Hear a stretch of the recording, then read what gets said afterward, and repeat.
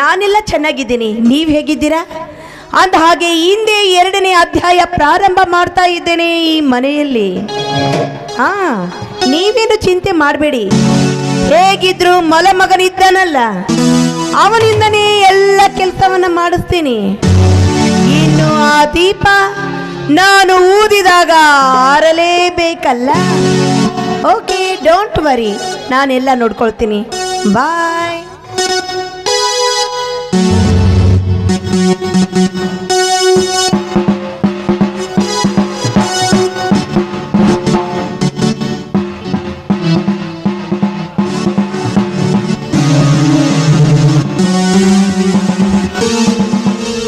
ಅಮ್ಮ, ಅದೇಕೋ ಮನೆಯಲ್ಲಿ ಚಿಕ್ಕಮ್ಮ ಕಾಣ್ತಾ ಇಲ್ಲವಲ್ಲ?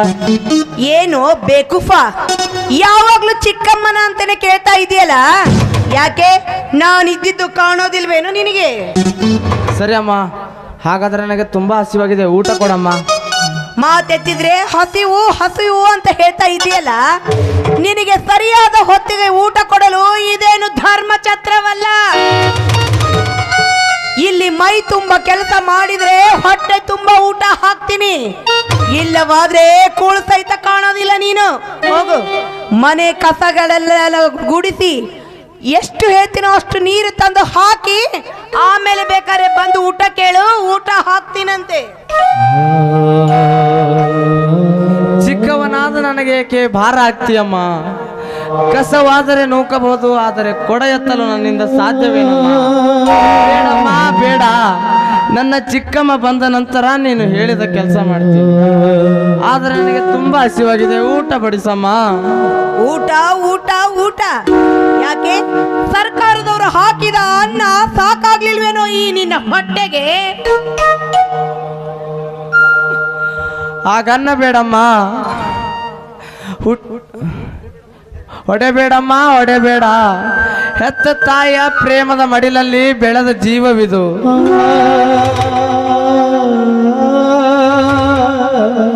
ಹುಟ್ಟಿ 10 ವರ್ಷದವರೆಗೂ ಯಾರಿಂದಲೂ ಏಟು ತಿನ್ನದ ಈ ಜೀವ ನಿನ್ನಿಂದ ಏಟು ತಿನ್ನುವುದೆಂದರೆ ನನಗೆ ಕಷ್ಟವಾಗುತ್ತಿದೆ ಅಮ್ಮ, ಕಷ್ಟವಾಗುತ್ತಿದೆ. ಕಷ್ಟವಾಗದೆ ಮತ್ತೇನು ಸುಖವಾಗುತ್ತೇನೋ? ಮತ್ತೆ ನನಗೆ ಬಾಯಿಗೆ ಬಂದಂತೆ ಮಾತಾಡ್ತೀಯ. ಇವತ್ತು ನಿಮ್ಮ ಚಿಕ್ಕಮ್ಮ ಬಂದ ಮೇಲೆನೆ ನಿನಗೆ ಊಟ ಹಾಕೋದು. ಹೊಡೆಬೇಡಮ್ಮ, ಶಾಲಾ ಅಡಿಗೆಯವರಿಂದು ತಮ್ಮ ಬೇಡಿಕೆಗಾಗಿ ಅಡುಗೆ ಮಾಡಿಲ್ಲ. ಅಲ್ಲದೆ ಮುಂಜಾನೆ ಕೂಡ ನಾನು ಉಣ್ಣದೆ ಹಾಗೆ ಹೋಗಿದ್ದೇನೆ. ಈಗ ನನಗೆ ತುಂಬಾ ಹಸಿವಾಗಿದೆ, ಊಟ ಬಡಿಸಮ್ಮ, ನಿನ್ನ ಕಾಲಿಗೆ ಬೀಳುತ್ತೇನೆ. ನೋಡು, ಈ ಮನೆಯಲ್ಲಿ ಚಾಕ್ರಿ ಮಾಡಿದ್ರೇನೆ ಭಾಕ್ರಿ ಸಿಗುತ್ತೆ ಅಂತ ಹೇಳಿದ್ದು ಕೇಳಿಸ್ಕೊಳ್ಳಿಲ್ವೇನೋ? ಮತ್ತ್ಯಾಕೆ ಊಟ ಊಟ ಅಂತ ಸಾಯ್ತೀಯ?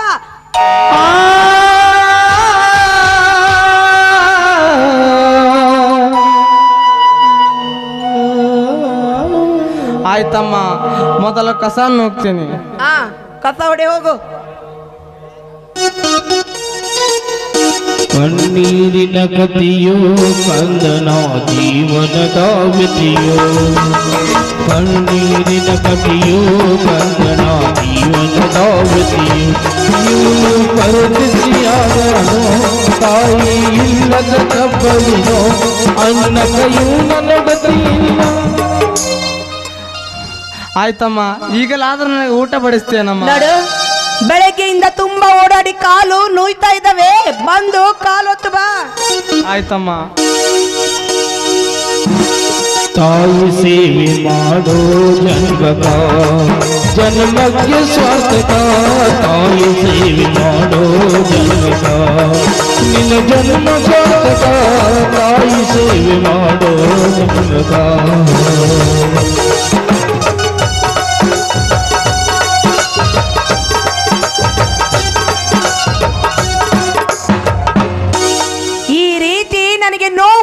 ನನ್ನ ಮೇಲೆ ಸೇಡು ತೀರ್ಸ್ಕೋಬೇಕಂತ ಮಾಡಿದ್ದೇನೋ?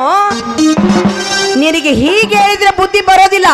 ಇನ್ನೊಂದು ಸಲ ಈ ರೀತಿ ನಡ್ಕೊಂಡ್ರೆ ನಿನ್ನ ಮೈ ಚರ್ಮನೇ ಸುಳಿದು ಬಿಡ್ತೀನಿ. ಅಮ್ಮ, ಜಗತ್ತಿಗಿಂತ ವಿಶಾಲವಾದದ್ದು ಅಂದರೆ ತಾಯಿ ಅಂತ ಹೇಳ್ತಾರೆ. ಆಕಾಶಕ್ಕಿಂತ ಮಿಗಿಲಾದದ್ದು ಅಂದರೆ ತಂದೆ ಅಂತ ಹೇಳ್ತಾರೆ. ಸೂರ್ಯನಿಗಿಂತ ಮಿಗಿಲಾದ ಪ್ರಕಾಶ ಅಂದರೆ ಜ್ಞಾನ ಅಂತ ಹೇಳ್ತಾರೆ. ಅಂತ ಜ್ಞಾನವಂತೆ ತಾಯಿಯಾದ ನೀನು ಹೆತ್ತ ಮಗನ ಕತ್ತು ಕೊಯ್ಯುವಂತ ಕೆಲಸ ಮಾಡಬೇಡಮ್ಮ, ಮಾಡಬೇಡ. ಏನಂದೆ? ನನಗೆ ಬುದ್ಧಿ ಮಾತು ಹೇಳುವಷ್ಟು ದೊಡ್ಡವನಾಗಿ ಬಿಟ್ಟೇನೋ ನೀನು? ತಾಳು, ನಿನಗೆ ಸರಿಯಾದ ಶಿಕ್ಷೆನೆ ಕೊಡ್ತೀನಿ.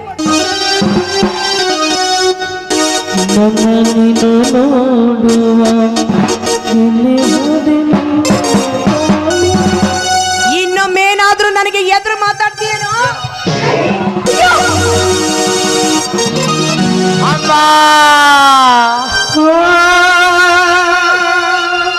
ಎಂತ ಕೆಟ್ಟ ಕೆಲಸ ಮಾಡಿಬಿಟ್ಟೆ ಅಮ್ಮ, ಎಂತ ಕೆಟ್ಟ ಕೆಲಸ ಮಾಡಿ. ನಗು ಹಸು ಕನ್ನ ನಲಿದಾಡಬೇಕಾದ ನಾನು ನೀನು ಈ ರೀತಿ ಬರೀ ಎಳೆಯುವುದಕ್ಕಿಂತ ನನ್ನ ಪ್ರಾಣವನ್ನಾದರೂ ತೆಗೆಬಾರದೆ ತಾಯಿ. ಅಮ್ಮ, ನಿನಗೆ ಈ ಜೀವ ಬೇಡವಾಗಿದ್ದರೆ ನನಗೆ ಒಂದೇ ಒಂದು ತೊಟ್ಟು ವಿಷ ಕೊಟ್ಟು ಬಿಡಮ್ಮ. ಸಂತೋಷದಿಂದ ಸತ್ತು ನನ್ನ ತಾಯಿಯ ಒಡಲು ಸೇರುತ್ತೇನಮ್ಮ. ಮಾತೆತ್ತಿದ್ರೆ ಮತ್ತೆ ಅಮ್ಮ ಅಮ್ಮ ಅಂತ ಬೊಗಳ್ತೇನೋ?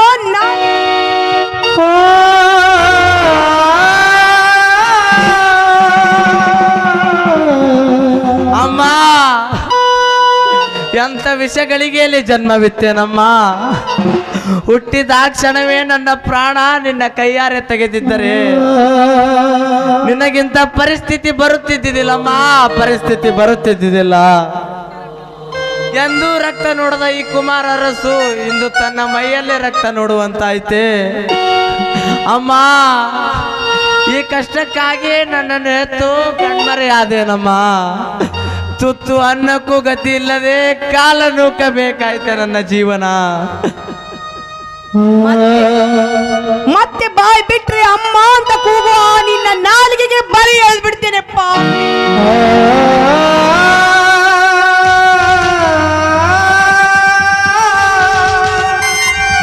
ಅಕ್ಕ, ಏನೇನು ಮಾಡ್ತಿರೋ ಕೆಟ್ಟ ಕೆಲಸ? ನೀನೇನು ಮನುಷ್ಯ ಇಲ್ಲ ರಾಕ್ಷಸಳು? ಅಲ್ಲ, ಇಷ್ಟೊಂದು ಶಿಕ್ಷೆ ಕೊಡ್ತಾ ಇದೆಯಲ್ಲ, ನೀನಂತ ನಿರ್ಜಲ ಹೆಣ್ಣು. ಕುಮಾರ, ಏನಾಯ್ತು ಕುಮಾರ, ನಿನಗೆ ಏನಾಯ್ತು? ಅಳಬೇಡಮ್ಮ, ಅಳಬೇಡ. ವಿಧಿ ಬರವೇ ನಮಗೆ ಈ ರೀತಿ ಬರೆದಿರುವಾಗ ಯಾರೇನು ಮಾಡುವುದಮ್ಮ? ಅದೆಲ್ಲ ನನ್ನ ಪ್ರಾರಬ್ಧ ಕರ್ಮವಮ್ಮ. ಅಲ್ಲ ಕುಮಾರ, ಯಾಕೋ ನಿನಗೆ ಸ್ಥಿತಿ ಬಂತು? ಹೇಳು ಮಗನೇ, ಹೇಳು, ಯಾಕೆ ಸ್ಥಿತಿ ಬಂತು?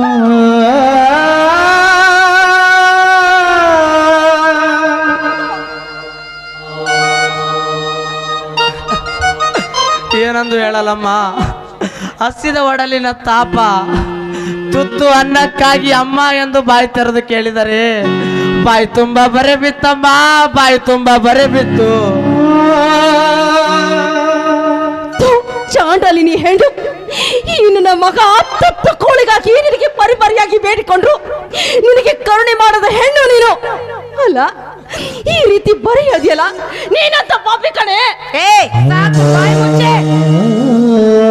ನನ್ನ ಮೇಲೆ ಅಧಿಕಾರ ತೋರಿಸುವ ಹಕ್ಕು ನಿನಗಿಲ್ಲ. ಯಾಕೆಂದ್ರೆ ಈ ಮನೆಗೆ ಹಿರಿ ಸೊತ್ತೆ ನಾನು ಹೇಳಿದ ಹಾಗೆ ಕೇಳುತ್ತಾ ಮೂಲೆಯಲ್ಲಿ ನಾಯಿ ಹಾಗೆ ಬಿದ್ದಿರಬೇಕು.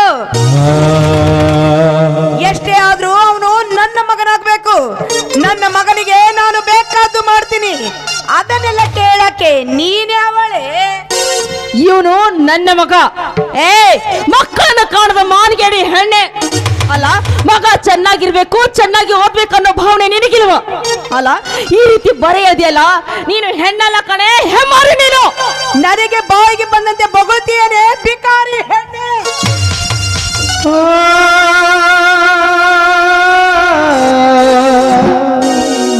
ಅತ್ತಿಗೆ, ಏನು ನೀನು ಮಾಡುತ್ತಿರುವ ಕೆಲಸ? ಹಾಗಾದ್ರೆ ಈ ನಿನ್ನ ಅತ್ತಿಗೆ ಹೊಲಸು ಕೆಲಸ ಮಾಡ್ತಾ ಇದ್ದಾಳಂತ ಕೇಳ್ತಾ ಇದೀಯಾ? ಇಲ್ಲಿ ನಿಂತಿದ್ದಾಳೆ ನೋಡು ನಿನ್ನ ಹೆಂಡತಿ. ಮೊದಲು ಇವಳ ಸ್ಟಡಿ ಮಾಡು. ಚಿಕ್ಕಪ್ಪ. ಕುಮಾರ, ಏನಪ್ಪ ನಿನ್ನ ಮೈ ತುಂಬಾ ಈ ಸುಟ್ಟ ಗಾಯ? ಏನಾಗಿದೆಯೋ ನಿನಗೆ? ಅಲ್ಲ ರೀ, ಇನ್ನು ಏನಾಗಿದೆ ಅಂತ ಕೇಳ್ತಾ ಇದೀರಲ್ಲ. ಈ ಮಾನ್ಗೇಡಿ ಮನೆ ಹಾಕು ನನ್ನ ಮಗನ ಮೈ ತುಂಬಾ ಬರೆಯಾಗ್ತಿದ್ದಾಳೆ. ಇನ್ನು ಹೌದೇನೆ ಚಾಂಡಾಲಿ? ಹೊಟ್ಟೆ ಮಗನಿಗಿಂತ ಹೆಚ್ಚಾಗಿ ಬಳಸಿ ನನ್ನ ಕಂದನಿಗೆ ಈ ರೀತಿ ಶಿಕ್ಷೆ ಕೊಟ್ಟೆಯ ಪಾಪಿ? ತಡಿ ಸರೋಜ. ಬಲಭೀಮ, ನಾನಿಲ್ಲದ ಸಮಯ ಸಾಧಿಸಿ ನನ್ನ ಹೆಂಡತಿ ಮೇಲೆ ಕೈ ಮಾಡ್ತೀಯ ಮೂರ್ಖ? ಅಣ್ಣ, ಕೈ ಮಾಡೋದು ಏನು ಮಾಡ್ತಾರಣ್ಣ? ಇವರು ಕೊಟ್ಟ ಶಿಕ್ಷೆ ನೋಡಿದ್ರೆ ನನ್ನ ಪಾಲಿನ ನೆಚ್ಚವರೆಗೂ ಉರಿಯತ್ತಿ ಬೀಳುತ್ತಿದೆ ಅಣ್ಣ, ಉರಿಯತ್ತಿ ಬೀಳುತ್ತಿದೆ.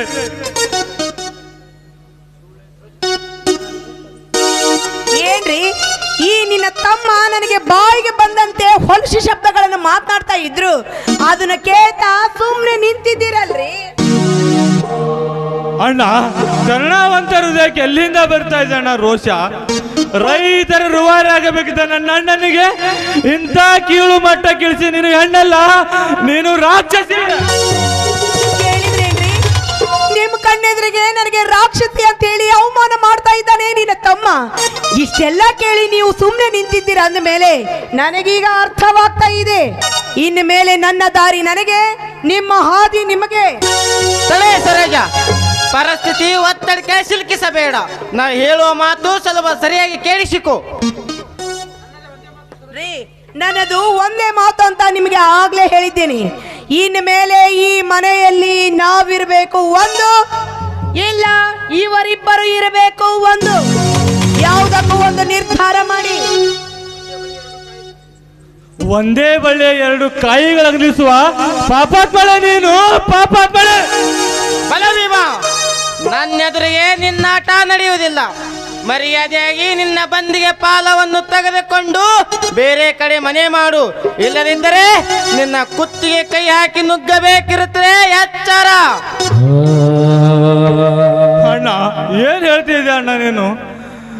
ತಣ್ಣಗೆ ಮಾತು ಕೊಟ್ಟಿದ್ದು ಅಂದ ಮೇಲೆ ನಾವು ಈ ಮನೆಯಲ್ಲಿ ಭಾಗ ಮಾಡಬೇಡಣ್ಣ. ಈ ಮನೆಯಲ್ಲಿ ಎಲ್ಲರಿಗಿಂತ ಹೆಚ್ಚಾಗಿ ಈ ಕುಮಾರನ ನನ್ನ ಕೊಟ್ಟು ಕಳಿಸ್ಕೊಡಣ್ಣ, ನಿನ್ನ ಕೈ ಮುಗಿಯುತ್ತೆ. ಆಮೇಲೆ ಇರ್ಲಿ ನಿನ್ನ ಮಾತು. ಮರ್ಯಾದೆಯಿಂದ ಹಂಗೆ ದಾಟು ಅಲ್ಲಿಂದನೇ. ಇಲ್ಲದಿದ್ದರೆ ಬೇಡಣ್ಣ, ಬೇಡ, ಯಾವುದೇ ಬೇಡ ನನಗೆ. ನನ್ನ ಕುಮಾರನೊಬ್ಬನಿಗೆ ನನ್ನ ಜೊತೆ ಕಳಿಸ್ಕೊಡಣ್ಣ, ನನ್ನ ಜೊತೆ. ಅವನು ನಾನೆತ್ತ ಮಗ, ಕರೆದುಕೊಂಡು ಒಯ್ಯುವ ಅಧಿಕಾರ ನಿನಗಿಲ್ಲ. ಮರ್ಯಾದೆಯಾಗಿ ಅವನನ್ನು ಬಿಟ್ಟು ಆಸ್ತಿ ಬೇಡವಾದರೆ ಅಲ್ಲಿಂದ ಹಂಗೆ ದಾಟು. ಇಲ್ಲದಿದ್ದರೆ ಅಣ್ಣ, ನಾನು ಸಣ್ಣವನಿದ್ದಾಗ ಹತ್ತಿಗಿಂತ ಕೈ ತುಳಿಸಿದ ಹುತ್ತು ನೆನಪಾಗಿದ್ದಿಲ್ಲವೇ ನಿನಗೆ? ಹೇಳಣ್ಣ. ಶಿಕ್ಷಣ ಕೇಂದ್ರಕ್ಕೆ ನಾನು ರ್ಯಾಂಕು ಬಂದಾಗ ಎಲ್ಲರನ್ನು ಹೆಚ್ಚಿದು ಎಂದು ಮರೆತು ಹೋಯ್ತೇನಣ್ಣ, ಮರೆತು. ಪ್ರತಿ ಧರ್ಮೇಶನ ಜಾತ್ರೆಗೆ ನಿನ್ನ ಹೆಗಲ ಮೇಲೆ ಕುಣಿಸಿಕೊಂಡು ಹೋಗಿ ನನ್ನ ತಿನ್ನಲಿಕ್ಕೆ ಮಿಠಾಯಿ ಕೊಡ್ಸಿದಲ್ಲಣ್ಣ, ಅದು ಇಂದು ಮರೆತು ಹೋಯ್ತೇನಣ್ಣ. ಹೇಳಣ್ಣ, ಹೇಳು. ನಿನ್ನ ತಮ್ಮನಿಂದಲೇ ಜ್ಞಾನ ಜ್ಯೋತಿ ಬೆಳಗಬೇಕಾಗಿದ್ದ ಕೈಗಳು ಇಂದು ನೆನಸಾಗದೆ ಹಾಗೆ ಉಳಿತಣ್ಣ, ಹಾಗೆ ಉಳಿತು. ಹೇಳು. ಅಲ್ಲರಿ, ನೀವು ಎಷ್ಟೇ ಹತ್ತು ಕರೆದ್ರು ಏನೂ ಪ್ರಯೋಜನವಿಲ್ಲ. ಈ ಮನೆಯಲ್ಲಿ ತಮ್ಮ ಇಚ್ಛೆಯಂತೆ ನಡೀತಾ ಇದ್ದಾರೆ. ನಡೀರಿ, ಈಗಿಂದೀಗಲೇ ನಾವು ಈ ಮನೆ ಬಿಟ್ಟು ಹೋಗೋಣ. ನಡೀರಿ, ನಡೀರಿ. ಕುಮಾರ, ಅಣ್ಣ ತಮ್ಮರ ಋಣ ಎಂದು ಮರೆತು ಹೋಯ್ತಪ್ಪ, ಮರೆತು. ಮುಂದೆ ನಿನಗೆ ಬರುವ ಕಷ್ಟಗಳಿಗೆ ನೀನೇ ಹೆಗಲು ಕೊಟ್ಟು ನಿಲ್ಲು ಕುಮಾರ, ನಿಲ್ಲು. ಅಮ್ಮ ಗೃಹಲಕ್ಷ್ಮಿ, ನಿನ್ನ ಮನೆ ಋಣ ಇನ್ನ ಮೇಲೆ ನನ್ನ ಮೇಲಿದ್ದ ಮರೆತು ಹೋಯ್ತಮ್ಮ, ಮರೆತು. ಇಲ್ಲಿದ್ರೆ ನಾನು ಬದುಕಲಾರೆ, ನಾನು ಕೂಡ ಬರ್ತೀನಿ ಚಿಕ್ಕಪ್ಪ.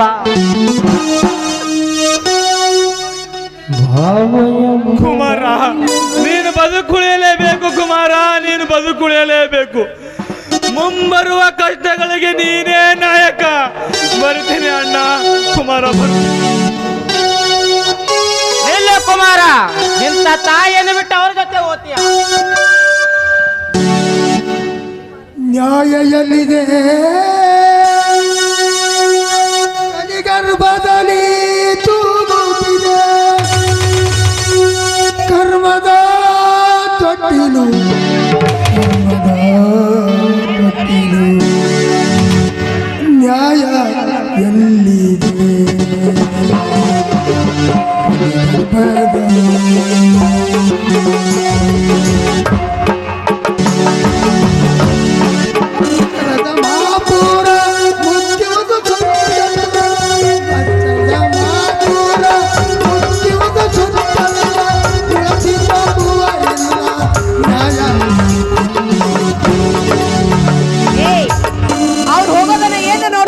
ನಿಂತಿದ್ಯಾ? ನಡೆ ಒಳಗಡೆ.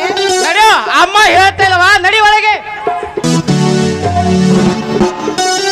ಭಾವ ಎಂಬ ಭಕ್ತಿ ಎಂಬ